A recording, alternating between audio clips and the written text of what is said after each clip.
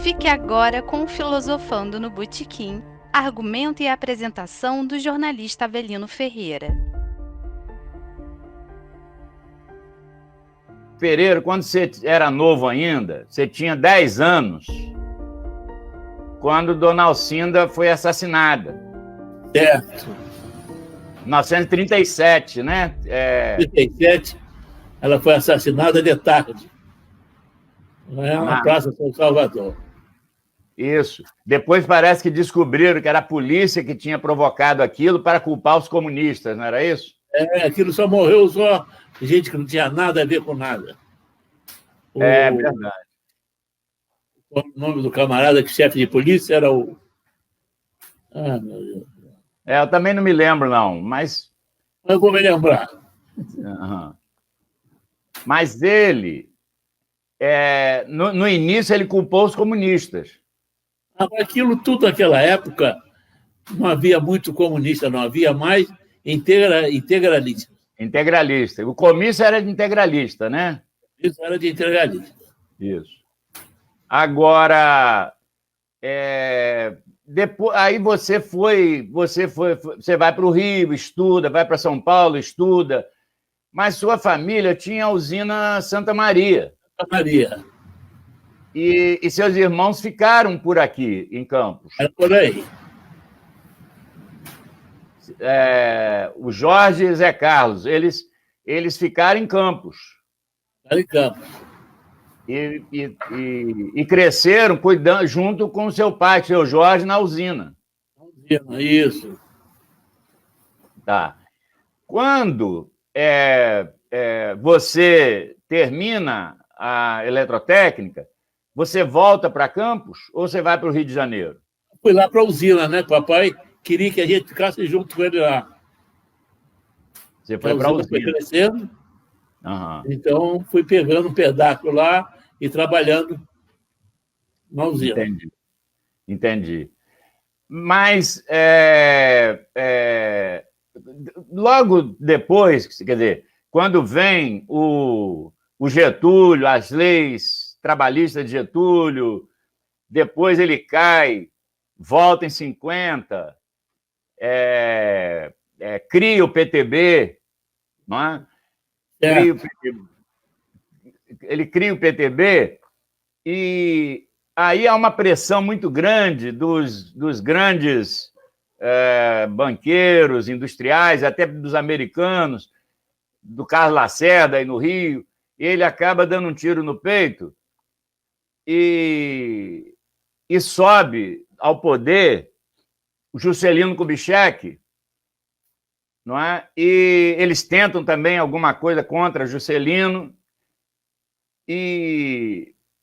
mas não acontece nada. Juscelino quer desenvolver o Brasil, leva a capital para Brasília, e você se interessa por política. Como é que você se interessou por política nessa época? Para aí, Avelino. Como é que você se interessou por política? Por causa de que? Onde é que eu me interessei por política? Rapaz, agora você me pegou no pulo. Porque você acabou sendo deputado em 62, rapaz. Rapaz, fui deputado em 62, não é isso? Foi? Você foi deputado 4 vezes. Fui deputado 4 vezes. Não, eu sei, mas em 62 você foi deputado com um discurso contrário ao que pensava a maioria do pessoal de usina em Campos. Isso é verdade. Pois é, você foi um revolucionário em 62. Tinha alguns usineiros não gostavam, não. É verdade, é isso que eu tô querendo chegar. Quer dizer, porque seu Jorge era um gentleman, né? Seu Jorge é uma pessoa maravilhosa, né? Uma vez eu estava fazendo um discurso na usina, no início da safra, uma festa, né? Uhum. Eu fiz um discurso e o velho chegou no meu ouvido, falou: não se fala de corda na casa de enforcado. Pô. Porque você defendia o que hoje ainda não aconteceu, Pereira, as reformas de base, para que o Brasil crescesse, não é verdade? É verdade, é verdade. Aí, e você também foi contra o golpe de 64. Fui contra o golpe de 64. Fala que você foi caçado. Eu estava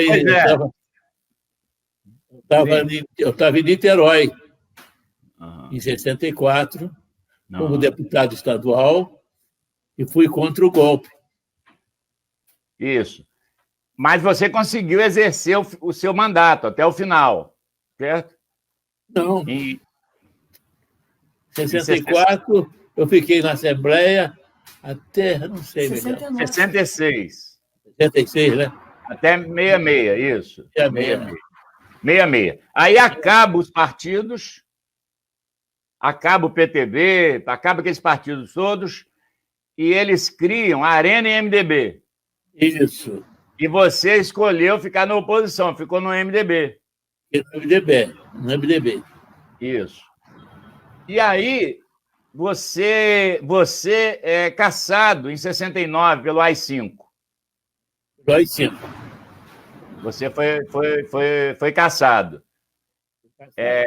Nessa época, você perdeu todos os direitos de cidadão, não é isso? Todos os direitos. Você não tinha nem direito na usina, você tinha mais. Não tinha mais, não. O gerente do Banco do Brasil, de Bom Jesus, me chamou e falou, recebi aqui um papel, um documento, para não atender você em nada. E como é que você conseguiu sobreviver, Pereira? A usina tinha muita coisa, né? A usina... Você ficava na usina, não fala? Fiquei lá dentro da usina, quieto. O velho estava lá. Enfim, fiquei bem lá na usina. Os operários gostavam de mim. Então era muito fácil. Minha vida na usina sempre foi muito boa. Aí inauguraram o retrato lá, meu, na usina.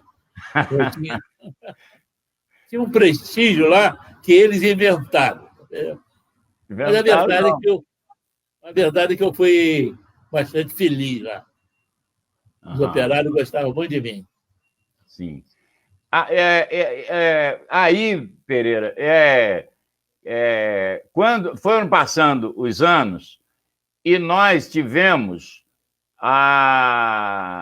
eu posso dizer, você talvez não sei o que você pensa, da infelicidade de ter vindo para cá o senhor Evaldo Hinojosa, que antes era proibido queimar canaviais, certo?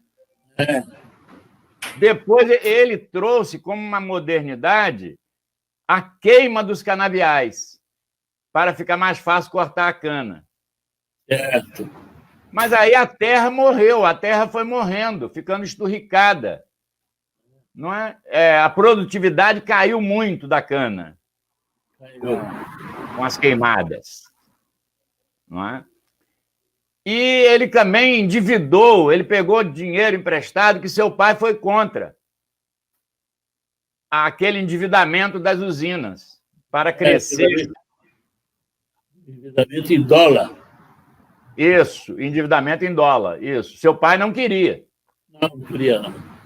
Pois é. Mas nesse meio tempo todo, Brizola retorna do exílio, querendo formar uma frente de todo aquele pessoal que tinha sido caçado, que tinha sido perseguido, não é? Para mudar o sistema brasileiro, que era muito ruim. E você acabou entrando com o Brizola. Você entrou na campanha do Brizola. Você não era um brizolista exatamente, mas você achava que o caminho era o Brizola. Não é? Eu me lembro da época.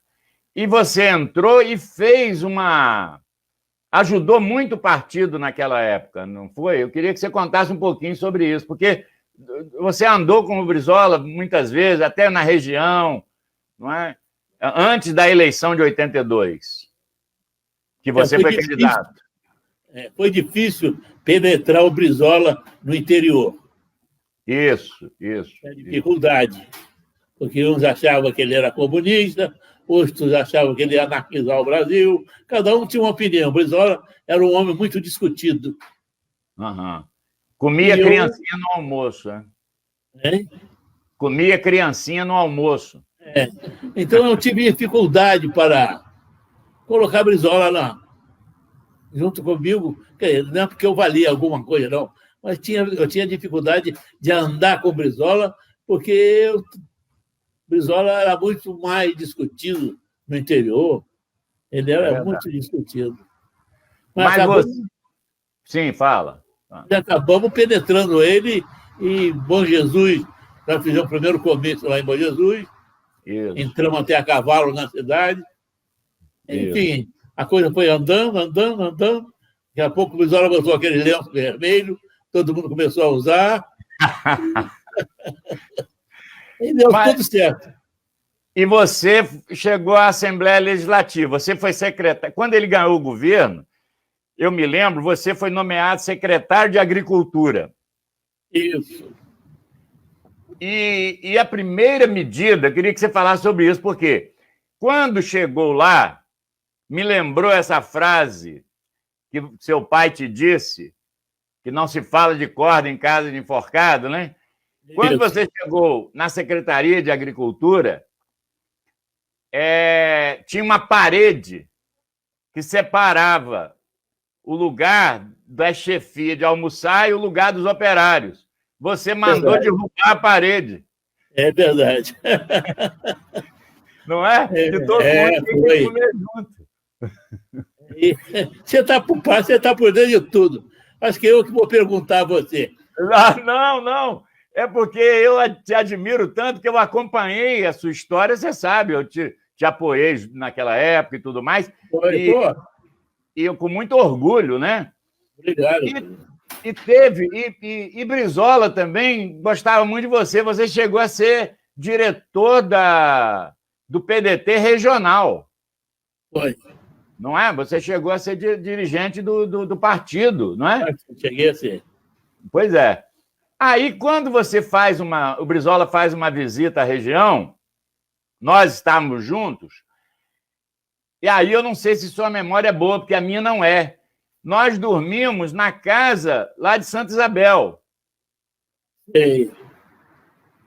E aí eu acho que estava lá Darcy Ribeiro, não sei se Neiva Moreira.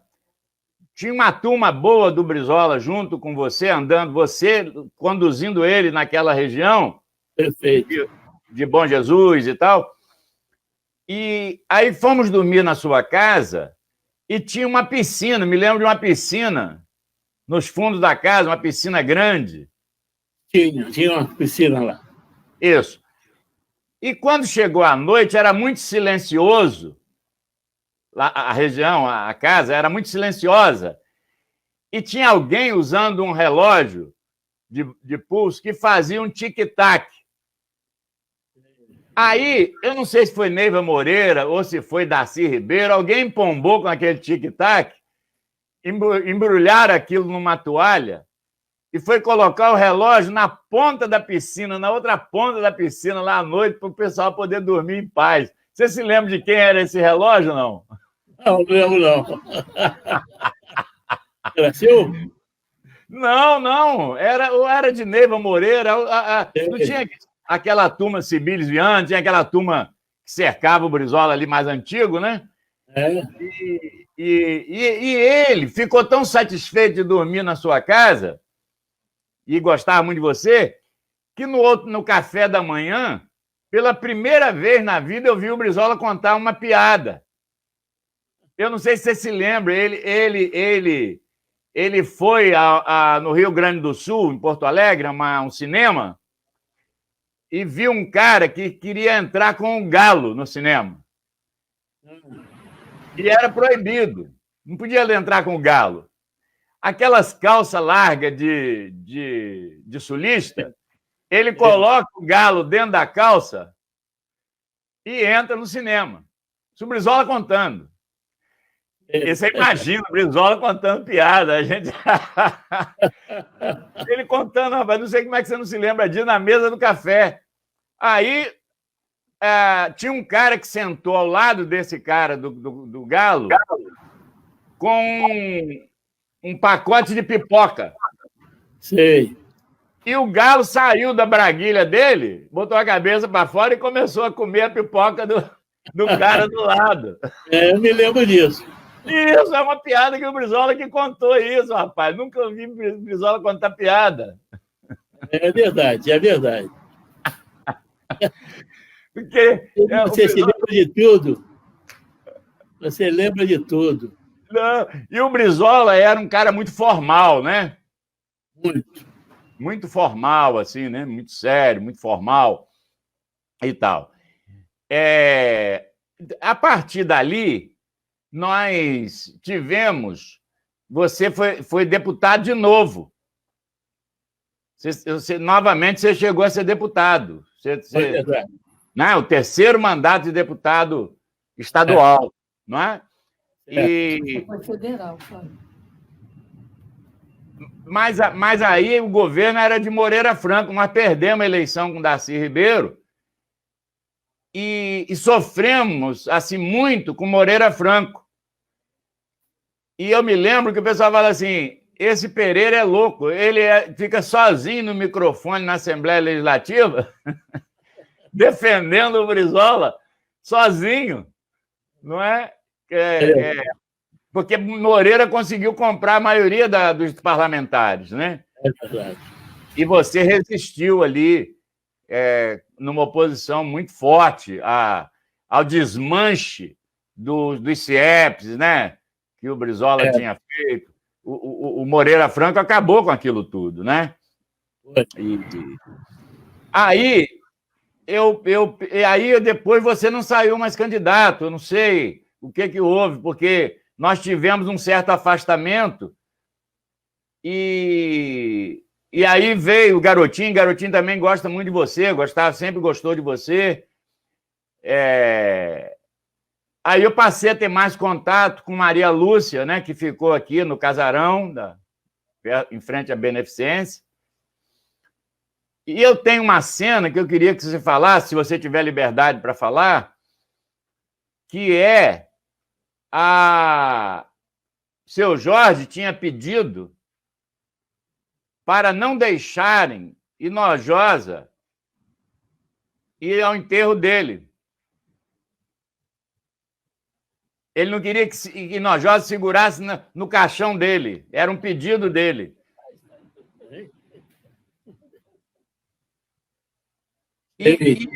Pois é, e Hinojosa foi lá e foi no enterro do seu pai.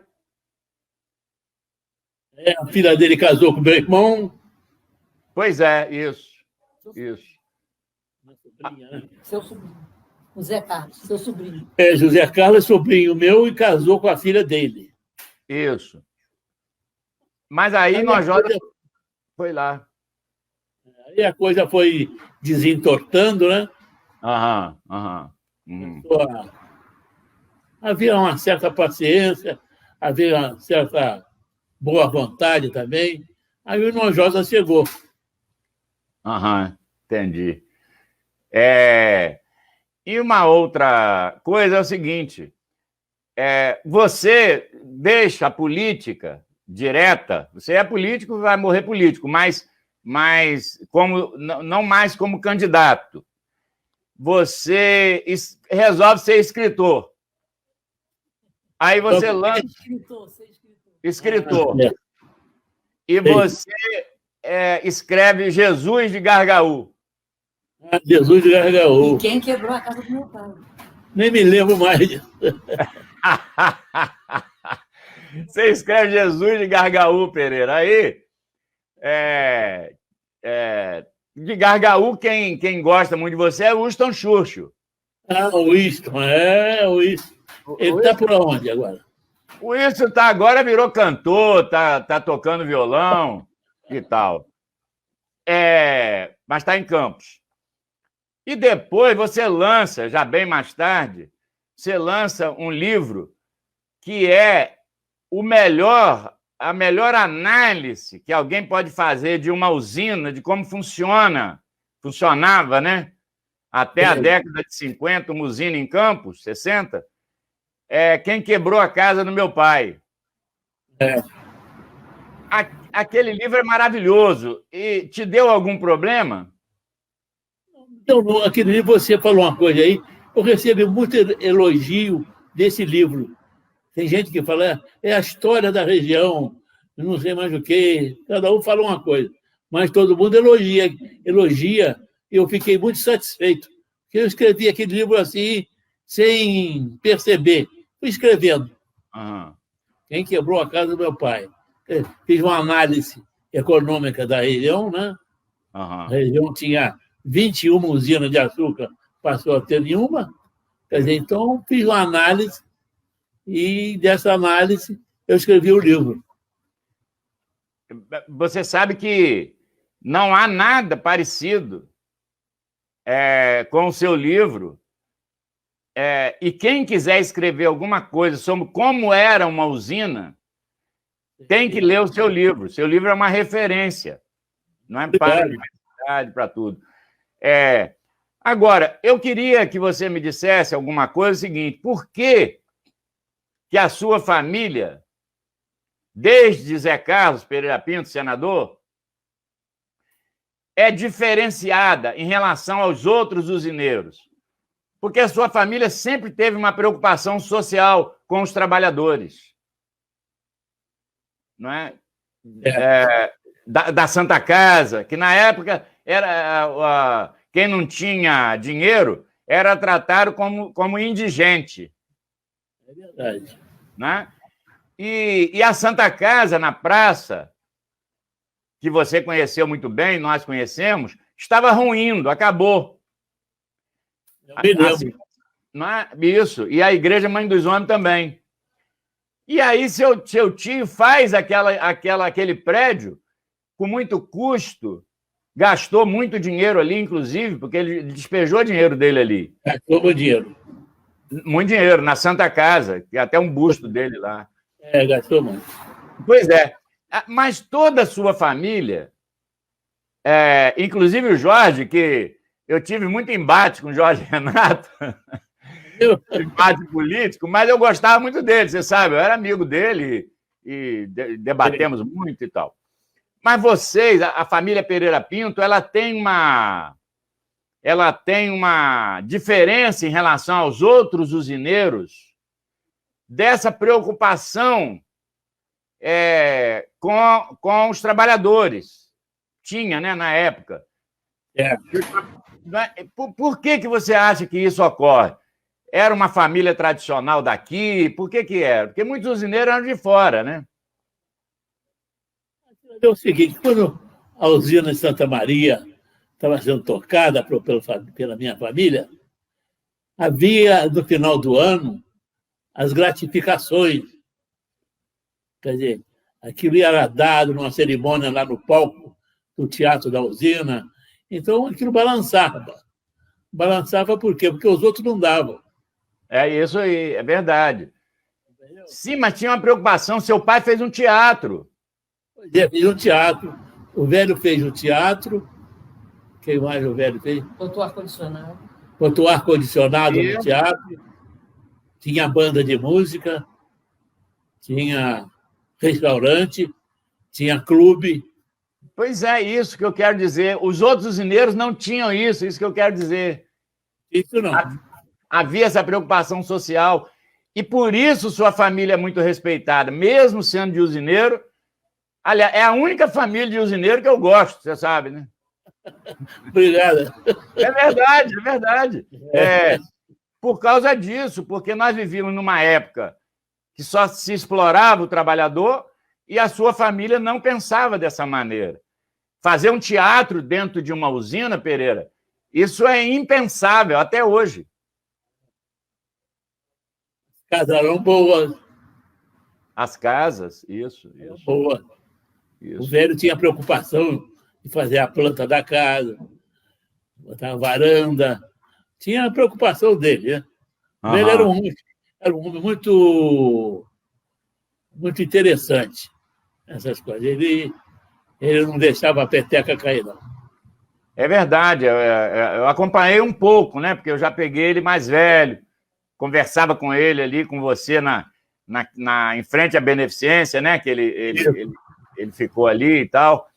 E o seu Jorge é uma pessoa maravilhosa.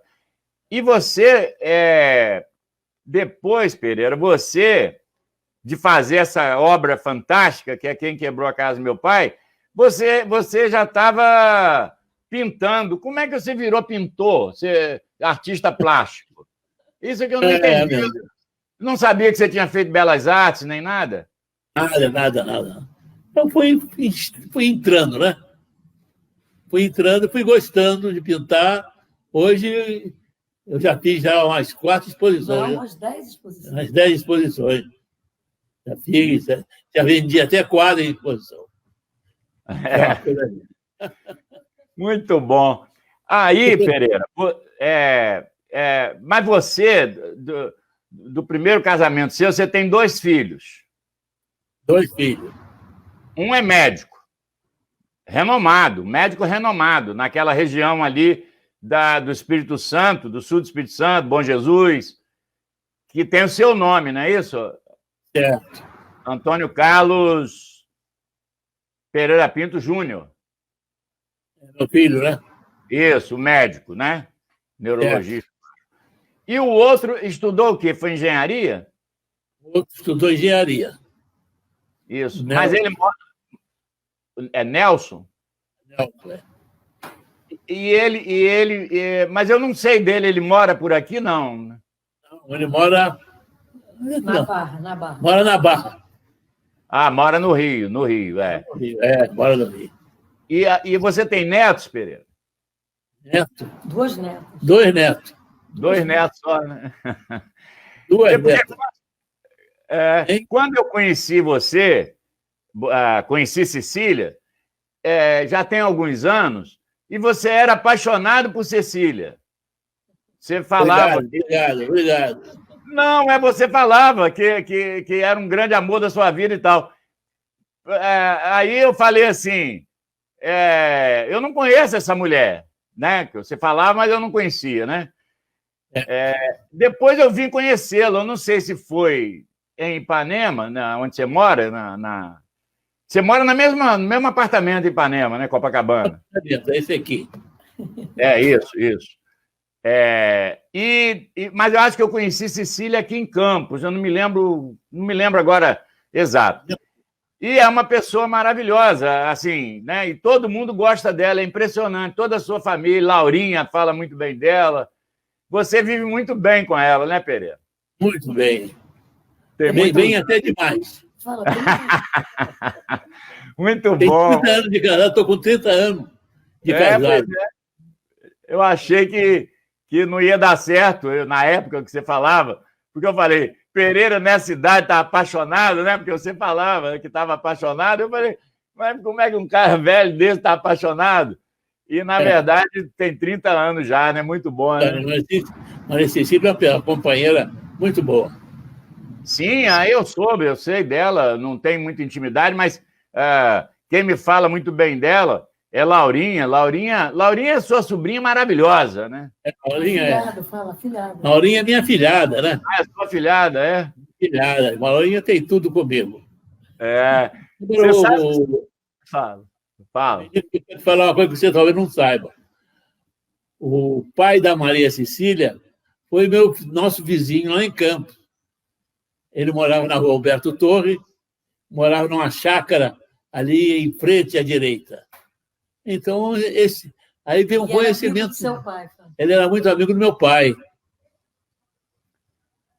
Então, é algo antigo, né?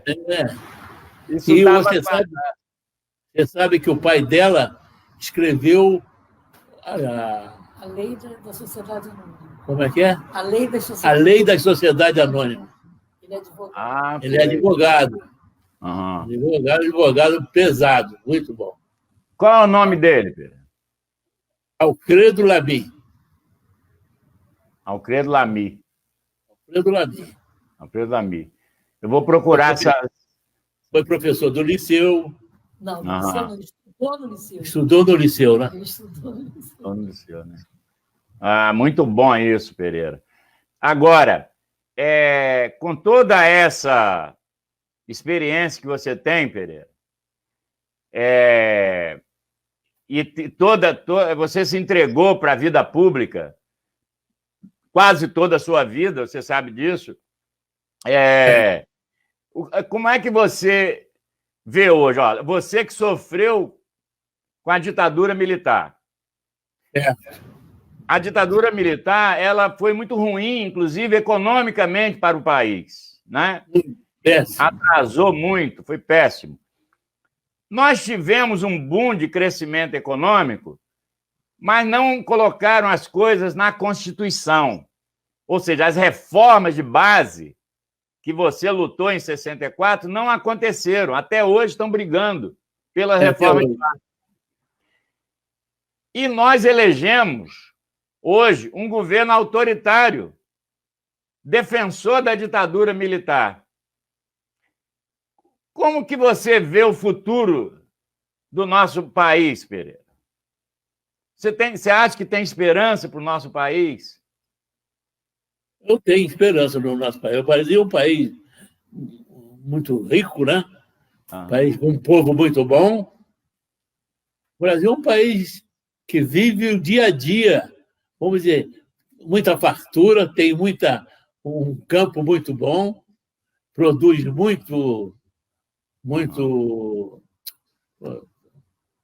produz muito.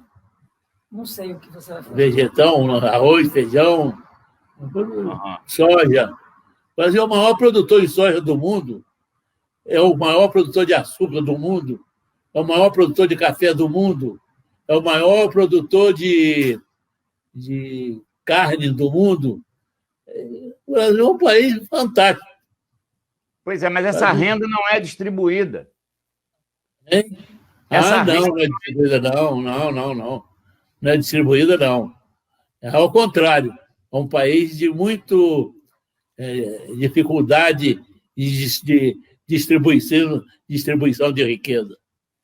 Se anda pela calçada aí, você vê o povo todo caído aí. É um país que ainda não arranjou uma saída. Pois é, isso que eu queria ouvir de você em relação ao futuro, por quê?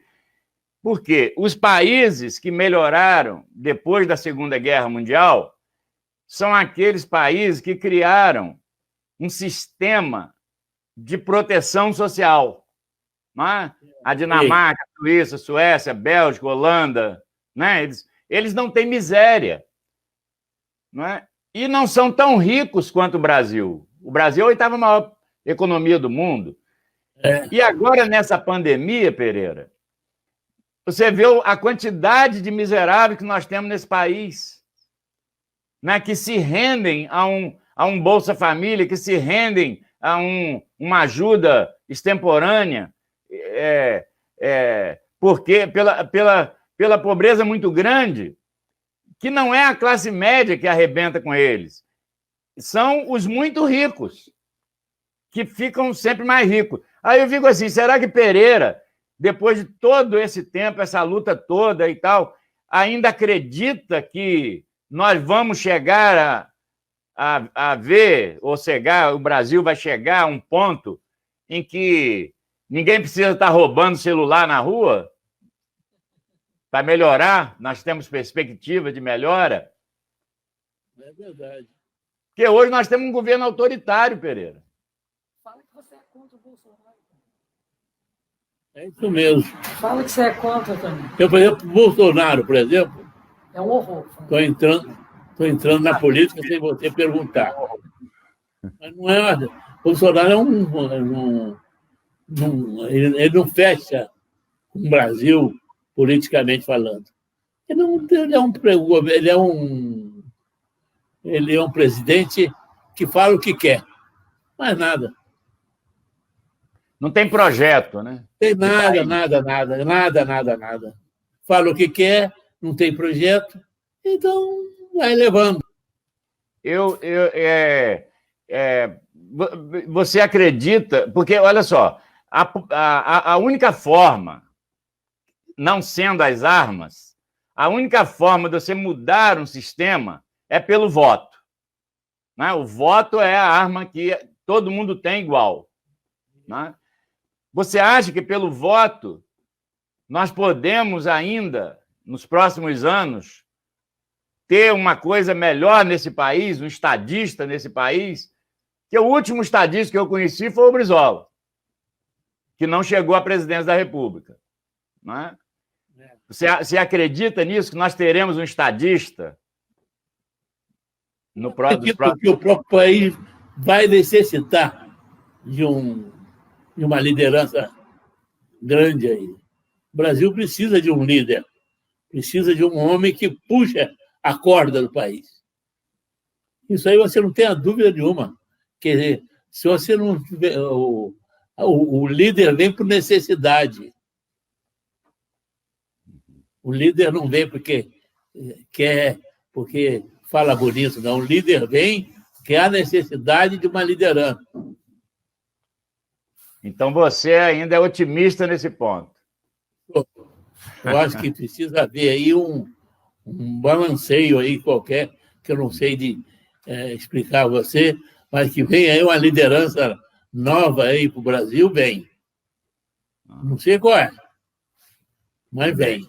Vem porque há necessidade. Como é que um país desse tamanho, um país riquíssimo desse, não fica com não é levado com uma liderança pesada?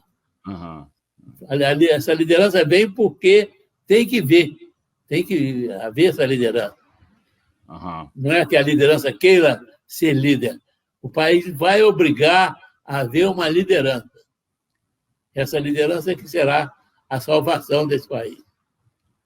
Tá, não sei se é liderança religiosa, se é liderança militar, se é liderança civil.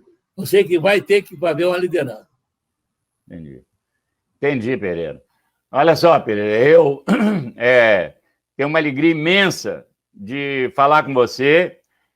Espero que a gente ainda possa alcançar esse otimismo seu, seja contagiante. Você não sabe o prazer enorme que eu estou sentindo nesse momento de falar com você, uma pessoa que eu aprendi a amar, gostar e respeitar, que é Antônio Carlos Pereira Pinto. Eu quero, terminando esse ao vivo, agradecer muito a Cecília, que é uma pessoa que foi muito cordata, excelente, né? E agradecer a Laurinha, que falou comigo. Olha, se você falar com o tio Tonho, que eu chamo, tio Tonho, ele vai ficar muito satisfeito, porque eu estava até sem jeito de ligar para você. Eu falei, há quantos anos que eu não falo com o Pereira? Você está novo, você está igualzinho àquela época. Não fala isso, parabéns. Parabéns. Parabéns, você está muito jovem. Vou soltar fogos. Pode soltar fogos, porque você está muito bem. Obrigado.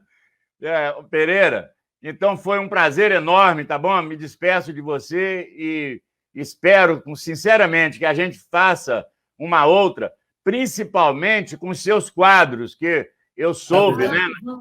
Que são muito bons. Quadro aí para dar de presente, como é que você vai dar?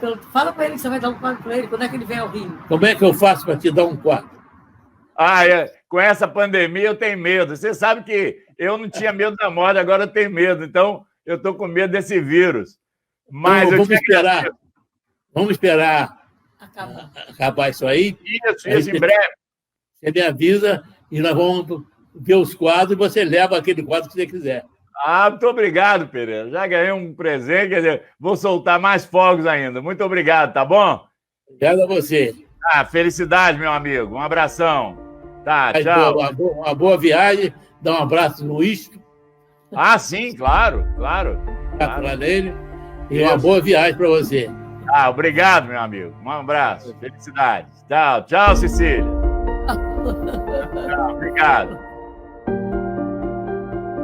Filosofando no Botequim.